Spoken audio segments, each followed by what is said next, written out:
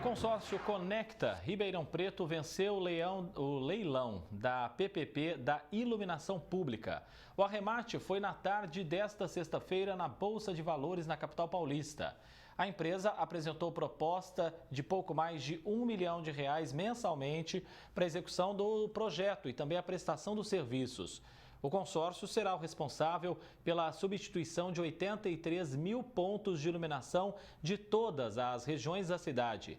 As melhorias estão previstas para início de dezembro.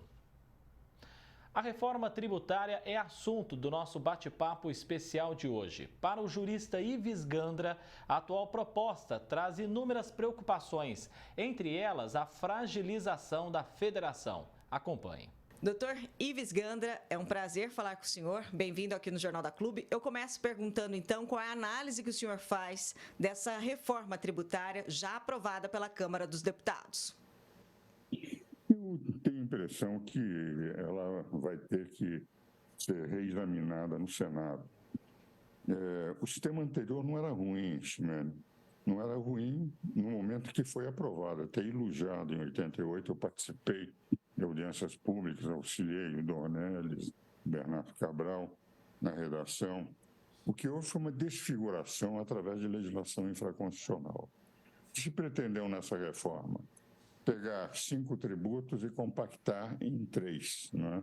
Nós temos o IBS, o CBS e o Imposto Seletivo. Vale dizer, reduzo de 5 para 3. Tira-se a autonomia dos estados e municípios e cria-se um Conselho Federativo, em que, evidentemente, eles terão todos que discutir aquilo que vai ser a tributação. Perde aquela autonomia de decidirem, por exemplo, a Prefeitura de Ribeirão Preto decidir sobre o seu ISS e vai ter subordinado a um conselho em que haverá representantes dos municípios e haverá cada estado com a sua representação. Então, diminuição do sistema federativo, para muitos, eu entendo, nós estamos voltando a um Estado unitário porque perdemos a autonomia financeira dos estados.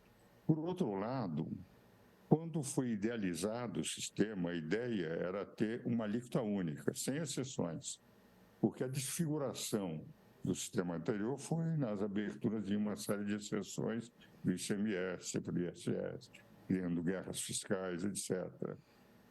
Agora não é isso que vai acontecer, porque, diziam eles, isso não acontecerá porque nós teremos uma alíquota única. Eles calculavam em 25% para todos, para agropecuária, para serviços, para comércio e para a indústria e para o sistema financeiro. Como eles foram tendo que abrir exceções, essa alíquota não vai mais ser de 25%, será muito maior. E as exceções abertas, um grande número de atividades ficaram fora. Por exemplo, advocacia, serviços, que antes estavam com uma média de ISS no Brasil de 3%, a média dos diversos municípios, podia ser no máximo de 5%, mas variava entre 2% e 5%, vai passar para 25% ou 30%. Um advogado que pagar uma taxa única é agora pagar 30% mais os 25%, 22,5%. E eu falo disso de médico, de engenheiro, de todos. Eles abriram uma exceção na saúde. O que vale dizer, não há como não haver aumento de carga tributária, apesar de criar uma trava. Por quê? Porque os estados e municípios que vão ganhar com o novo sistema, evidentemente, vão ficar extremamente satisfeitos. Os estados e municípios que vão perder vão ser compensados pela União, vão ser compensados por um fundo, para que não percam receita. Para eles não perderem receita e para a União compensar, a União vai tirar isso de algum lugar, o que vale dizer, somos nós contribuintes. Então, apesar deles terem colocado uma trava, é uma matemática difícil, eles vão ter que equacionar em lei complementar e lei ordinária. E, por fim, foi para simplificar o sistema que eles mudam o sistema anterior para um novo sistema. Mas como foram abrindo sessões para poder fazer a aprovação, Essas exceções estão tendo a mesma desfiguração que nós sentimos a partir de 88, no sistema então aprovado, e todos os setores que queriam uma exceção aqui, uma exceção lá. Mas o certo é o seguinte: haverá, mesmo com exceções, um aumento para a agropecuária, um aumento para o comércio, um aumento para o setor de serviços em benefício do sistema financeiro e da indústria. Porque a indústria, mesmo que a alíquota, por exemplo, seja a mesma da advocacia e da indústria, ou seja a mesma do comércio e da indústria, naquilo que não está na exceção, como a indústria pode compensar todos os impostos e o advogado, por exemplo, o prestador de serviço não tem o que compensar, porque não trabalha com operações tributadas anteriores, a indústria vai pagar menos que o setor de serviço, mesmo com a mesma alíquota, que ela vai descontar todos os tributos pagos anteriormente, enquanto que o setor de serviços, o comércio pode até compensar, mas o setor de serviços não vai poder compensar. Então, eu entendo que o que eu gostaria, e foi o que eu bati o tempo inteiro pelo Instituto dos Advogados, presidia a Comissão de Reforma Tributária com grandes tributaristas que entendem do direito tributário, Roque Carrasco, Humberto Ávila, Hamilton Dias de Souza, que trabalham com isso há uns 40 ou 50 anos, não como muitos dos deputados que eu tenho a impressão que nem sabem como é que funciona o sistema tributário, porque não são tributaristas, não se especializaram nisso, na nossa grande preocupação, e por isso pedíamos, vamos discutir a reforma com os projetos de lei complementar, os projetos de lei ordinária, para sabermos os impactos e, ao mesmo tempo, sabermos os impactos que haverá nos municípios e nos estados. Nós estamos dando uma carta em branco, porque não temos nenhum anteprojeto ou nenhum projeto de leis ordinárias complementares e nenhuma projeção dos impactos positivos e negativos daquilo que é uma carta branca que está se dando. Por essa razão, eu disse, nunca sou contra uma reforma tributária, mas acho que uma questão dessa importância teria que vir com um pacote completo e, ao mesmo tempo, um monumental tempo para que se pudesse discutir com todos os dados e a decisão daí ser em plena consciência por parte dos congressistas. Quando o senhor fala em autonomia, em perdas de autonomia de municípios e governo, quer dizer também que a gente ficará cada vez mais refém do governo federal? Isso é claro. E veja o seguinte, esse Conselho Federativo, segundo o que foi aprovado ontem, ele terá a seguinte composição: a União vai estar presente. Mas o Conselho Federativo é presente porque toda a lei terá que vir do Congresso Nacional. Por outro lado, o regime jurídico, embora dual, o regime jurídico será o mesmo para os estados, que, enfim, esse Conselho vai administrar, e para a União. Mas a União vai estar presente, porque ela é que fará. Acontece que cada estado hoje tem, pela competência que foi dada em 1988, o direito de cobrar IPVA, ICMS e TCMD.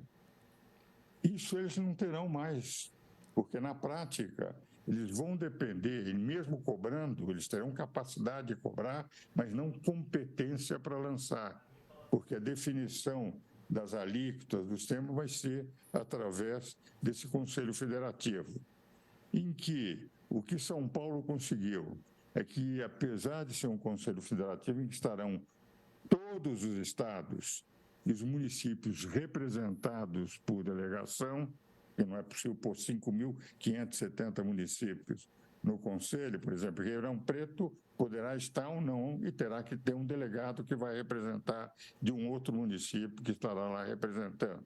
Os estados estarão. Como é que eles vão votar para definir como é que é a alíquota, o que interessa? Eles vão votar naturalmente, isso foi o que São Paulo conseguiu, além de todos os estados estarem presentes, em função da população. mas jamais numa função de população.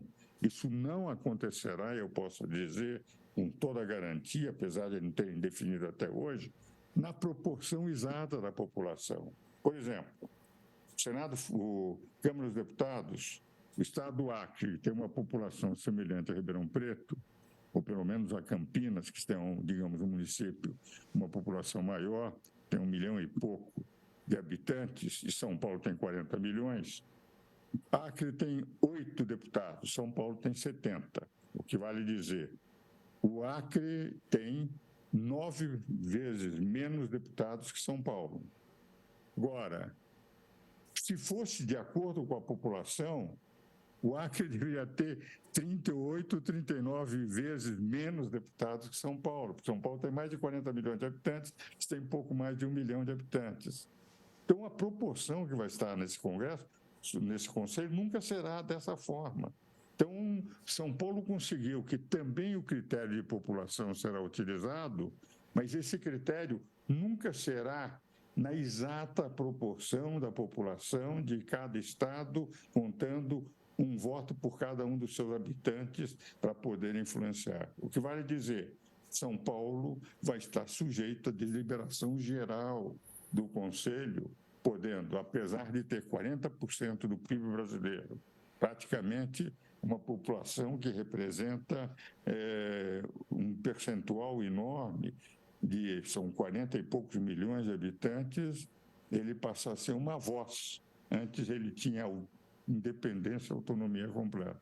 Então, eu tenho a sensação que o governo federal fica com uma força enorme, até porque toda a legislação já não será mais estadual, ela será federal.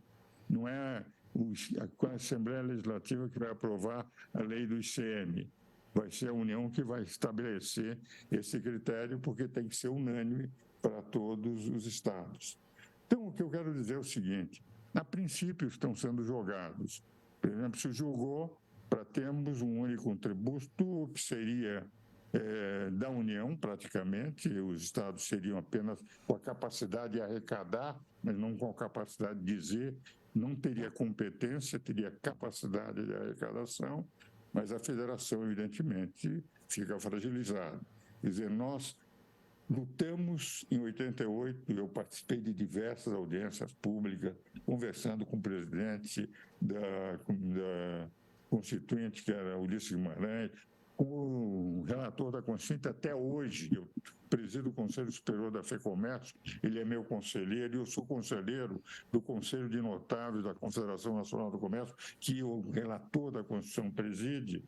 Eu sei perfeitamente que a grande luta nossa foi dentro da Constituinte para fortalecer a federação, vinha de um regime em que tudo estava concentrado na União, que era o regime anterior, o regime militar.